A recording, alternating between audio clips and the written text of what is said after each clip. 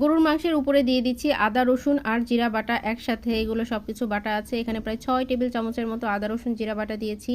এরপর আমি দিয়ে দিচ্ছি মরিচের গুঁড়া, প্রায় 4 চা চামচের মতো আমি মরিচের গুঁড়া দিয়েছি। ঝাল যার যার ইচ্ছা মতো দেওয়া যাবে।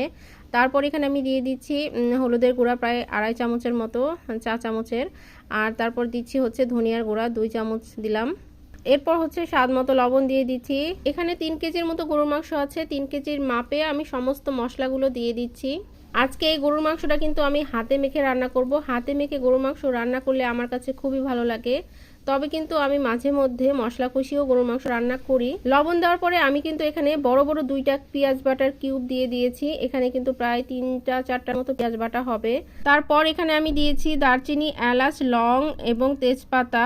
এখানে কিন্তু 10-12 টুকরা দারচিনি, তারপর 15-20টার মতো এলাচ, লং এবং 6-7টার মতো তেজপাতার টুকরা করে দিয়ে দিয়েছি। 1 চা চামচ দিয়ে দিয়েছি গরম মশলার গুঁড়া, মানে আমি বাসায় গরম মশলার গুঁড়া বানিয়ে নিই, সেই গরম মশলার গুঁড়া দিয়েছি 1 চামচ। এই গুঁড়াটার মধ্যে কিন্তু জয়ফল জয়ত্রী সহই রয়েছে গুঁড়া করা। এরপর আমি এখানে সরিষার তেল দিয়ে দিয়েছি। এখন সবকিছু হাতে মাখিয়ে বসিয়ে দিচ্ছি।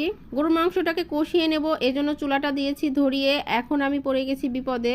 অভিজ্ঞতা কম থাকলে আর কি যা হয়, পাতিল কিন্তু অনেক ছোট হয়ে গেছিল। এর চেয়ে 2 সাইজ বড় পাতিলে আমাকে এটা রান্না করা লাগছে, কারণ এই মাংসের মধ্যে এখন অনেক কিছু দেওয়া বাকি ছিল। আস্ত রসুন যাবে, তারপরে আলু যাবে, তারপর ঝোল যাবে, অনেক কিছু দেওয়া বাকি ছিল। এই জিনিসটা কিন্তু আমি চিন্তাই করি নাই যে পাতিলটা ছোট হয়ে যেতে পারে। আমি র্যান্ডমলি সবকিছু বসিয়ে দিয়েছি। তো ব্যাপার না, এভাবেই কিন্তু সংসার জীবনে প্রতিনিয়ত নতুন নতুন জিনিস শিখছি।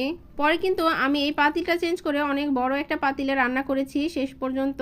বাকি ভিডিওগুলো আর করা হয়নি, আপনাদেরকে দেখাতে পারছি না। তো আজকের মতো বিদায় নিচ্ছি। সবাই ভালো থাকবেন। আল্লাহ হাফেজ।